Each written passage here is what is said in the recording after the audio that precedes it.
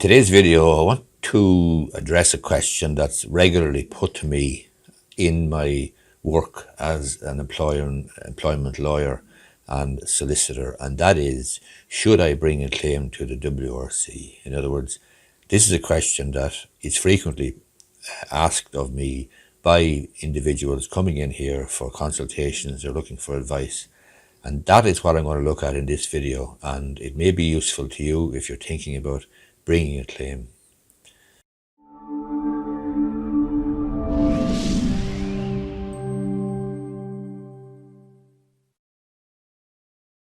Okay, so the first thing you need to consider, obviously, is what type of a claim would you have and what would be the potential remedy. So if, for example, it was a discrimination claim, and if being a discrimination claim there is compensation of up to 2 years' salary for a breach of the law in that regard, then that might colour your judgment and might make you think that certainly it's going to be worth your while. But you do need to consider that you will not get, or very, very unlikely to get, the maximum award of 2 years' salary for a discrimination. And secondly, you must factor in the chances of winning or losing your case.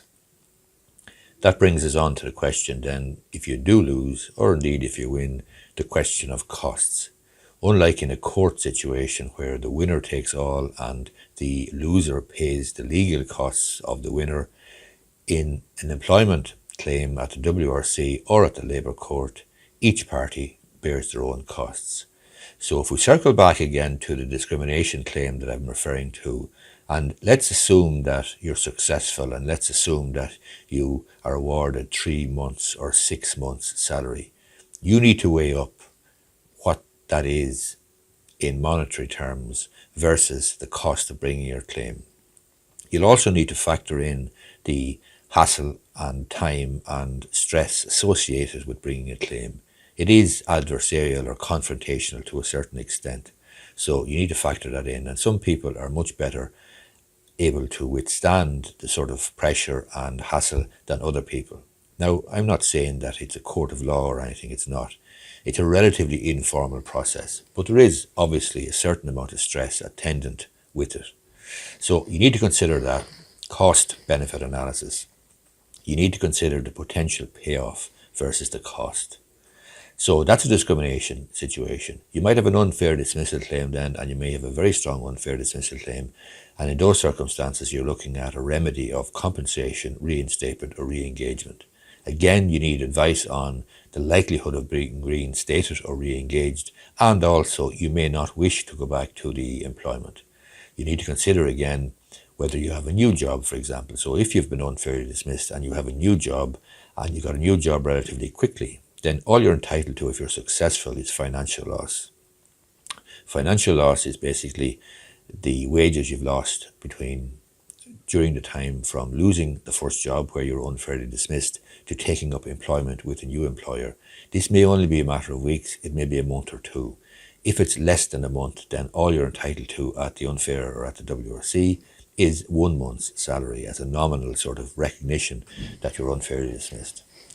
On the other hand, if you have a claim, for example, that you weren't given a written contract of employment, that claim, the maximum you can get by way of a remedy or compensation is 1 month's salary, and the likelihood is you're going to get paid 2 weeks' salary because that's middle of the road, it's the average. So again, you must weigh up. If you're earning, say, €400 a week and you get 2 weeks' wages as a compensation, that's €800. And if your solicitor or legal representative costs you, say, $2,000 or more, then obviously that's going to be something that you're going to have to factor in. Now, leaving aside the money, leaving aside the remedies, and leaving aside the compensation, you may feel hard done by, and you may feel you want justice. You may feel that you're simply not going to let the employer get away with treating you the way that they have treated you. And that's fair enough. You may take your case, you may bring your claim on a point of principle, simply to stand up for yourself, to vindicate your rights, to get justice, as it were, to be able to tell your story, and to have a third party, a WRC adjudication officer, sit in judgment upon your case and say, yes, this person, this man or this woman was unfairly treated and shouldn't have happened, and therefore I find in favour of the claimant. If that's the case and you're not too concerned about money or compensation, and that's not the primary motive for bringing your claim, then by all means you can bring your claim to the WRC. And as I say, as a matter of principle, you're going to bring your claim just to have your day out, as it were, and have somebody say, yeah, you were unfairly treated. So these are the factors you need to consider. Broadly, leaving aside the question of principle, leaving aside the question of justice, you need to do a sort of a cost-benefit analysis of bringing a claim. You need to see what your claim or claims are worth if you are going to be compensated, and you need to factor in then the cost of bringing the claims, and the cost obviously will involve legal representation if you choose to get legal representation. You can do it yourself. You don't have to get a solicitor, but you've probably a better chance, you have a better chance, quite frankly, if you have professional legal representation. Anyway, I hope you find this video useful, and I hope it helps you in deciding whether to bring a claim or not. Look at your claim, look at the potential payoff, and weigh up against that the cost of bringing the claim. And as I say, if you find this video useful, give it a thumbs up down below, and you may be interested in subscribing to my YouTube channel.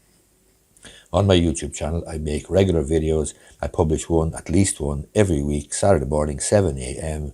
GMT, about various aspects of Irish law and Irish business. Thank you for watching.